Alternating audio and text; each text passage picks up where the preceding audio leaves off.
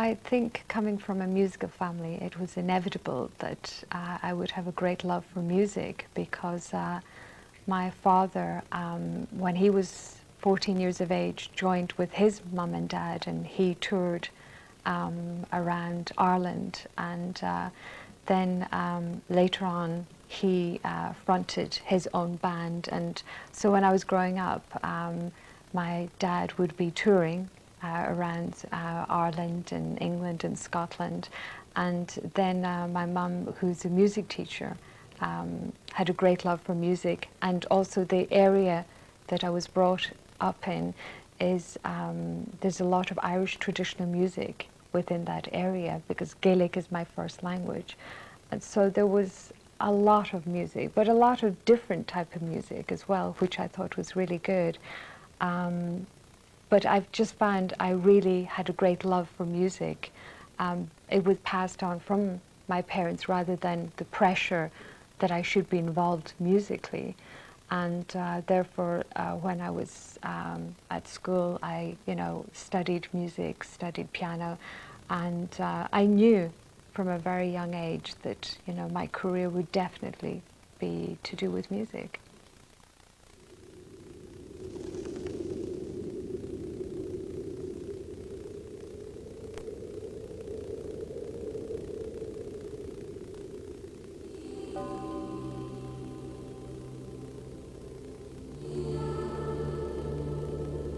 Well, I'd finished at school, and up to then I was studying classical music, and I got a call from the manager of my family. And in the family group, Clannad, there was one sister, two brothers at the time, and two uncles. And a lot of people would ask me, when are you joining? But like, I come from a very large family. I have 4 brothers and 4 sisters, and I had other brothers and sisters between me and the group. So I thought, for me, why would I join? So when their manager at the time, Nicky Ryan, he phoned up and he asked me, would I be interested in firstly recording an album with them?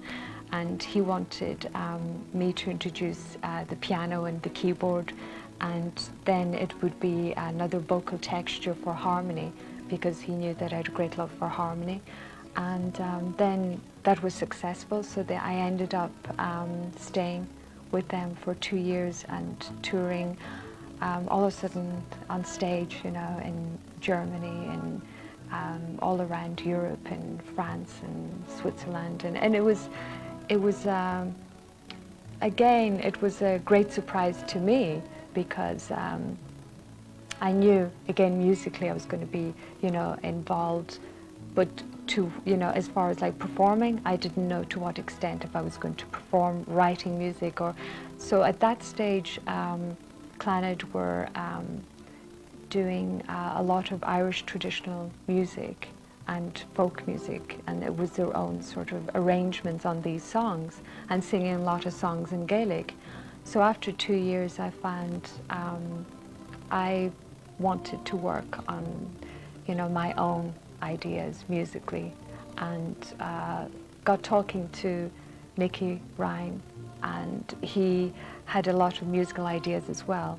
And his idea was to try and work with one person to layer your voice, and to be spontaneous with the harmony, and to sing any idea, musically, to enhance the melody that I had written.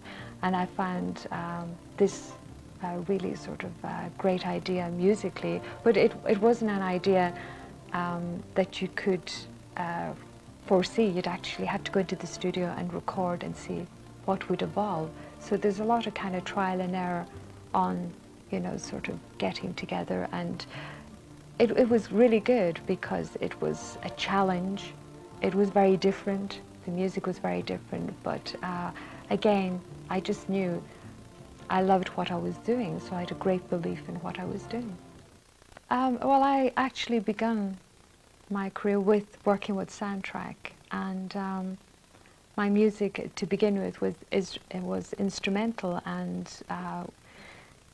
I was told lent itself very much to visual. Anytime I played the music to anyone, they said they could conjure up a lot of visual, and therefore it was Roma Ryan then decided to get in touch with some film directors and film producers, and I got to work with David Putnam, and then I worked with the BBC, and after that then I started to work on the solo career. But it is something still that I'm involved with, because it can be a case of where a film director might just take a song from an album, like Martin Scorsese's, he took Marble Halls from for The Age of Innocence, you know, or else it's a case where with working with Ron Howard, where there was a song Book of Days on Shepherd Moons, and there were no lyrics, and he loved the actual song, and he said he'd love it for a film he was working on, Far and Away, and he flew over and he showed me the uncut version of the film, and I thought it was great. So then we wrote lyrics to suit the actual film. So it's something that I still enjoy, because I think on working even on video, I can see how the music can lend itself to visual, especially if you work with great directors, you know. If the visual is going to be good, then I'm quite happy to work with them. The success of the music, it comes from the fact that it's something, that it's very personal to me, the music. It's to do with, you know, the themes are based around my own life. I can be writing about influences to do even with a landscape to someone I love, or someone that I have loved that has passed on, or it can be various influences in that regard, but they're quite personal.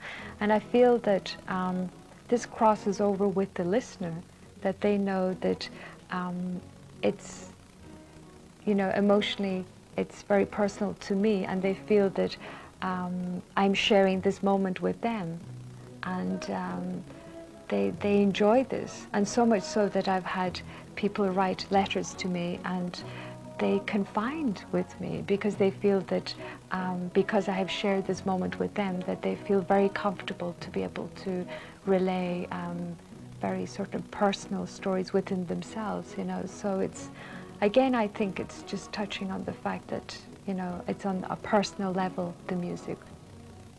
I find that the New Age category evolved from the fact that it was difficult to categorize the music. It was very different, because on Watermark, the first solo album, you have songs in Gaelic, and then you have a song that's sung in Latin, and then you have just a piano performance, and so it's very difficult. Even though it was the Orinoco was in the pop charts, it was very difficult to categorize the music. So they found, oh, you know, New Age might be a good category, but for me personally, it's, you know, I found the music in various categories, you know, like in a record store it can be in Irish music to pop music to classical music. So it really doesn't concern me that much. It's I'm more concerned with the fact that there are people listening to the music. That's really important to me.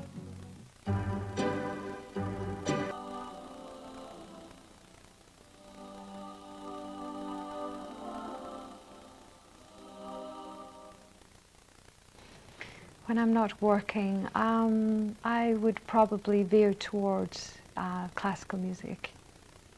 I still have a great love for classical music, and I would enjoy, you know, going to the opera, and, you know, when I travel, say I'm going to the Sydney Opera House. Just recently I saw Madame Butterfly, and it's beautiful, you know. And so, yeah, in my free time I still would listen to classical music.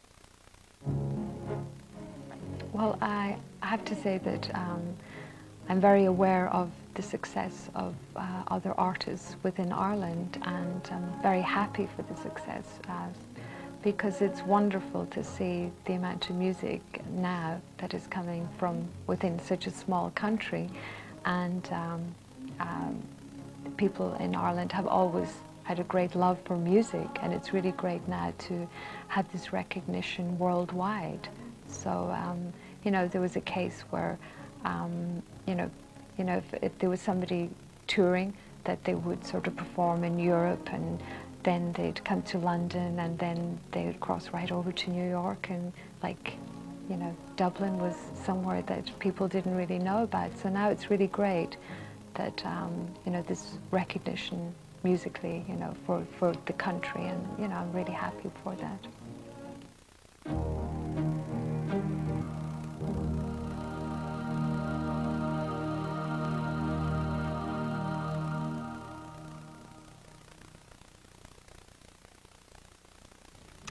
Unfortunately, I haven't been there, you know, so I would, you know, because it is something, again, you know, when I get to travel, I really enjoy, I'm very observant of the different cultures, and I would love to experience, to get there and to experience, you know, the different culture, you know, sort of in Brazil. And so I'm going to have to wait till I get there.